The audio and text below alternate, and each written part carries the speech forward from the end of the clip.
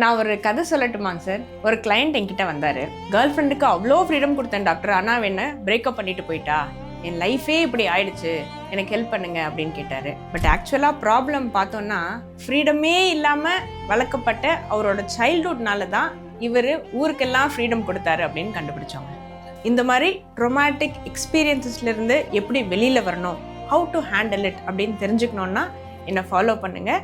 இந்த வீடியோவை கடைசி வரைக்கும் பாருங்கள். இந்த கிளைண்ட்டு பார்த்தோன்னா சின்ன வயசுலேருந்தே அவரோட பேரண்ட்ஸு அவரையும் அவரோட பிரதரையும் கம்பேர் பண்ணி அவங்க ரிலேஷன்ஷிப்பே கெடுத்து விட்டுறாங்க. வெளியில் போய் எதாச்சியாக எதாவது அடிபட்டு வந்தாலுமே முதல்ல அடிதான், அப்புறம் தான் பேச்சு. இப்படி வளர்றதுனால சின்ன வயசுலேருந்தே அவரோட எமோஷன்ஸை எப்படி எக்ஸ்பிரஸ் பண்ணுறது அப்படின்னு தெரியாமையே வளர்றாரு. இன்னொன்று, ஃப்ரீடம் அப்படின்றது சுத்தமாக இல்லை, கட்டுப்பாடு அதீதமான லெவல்.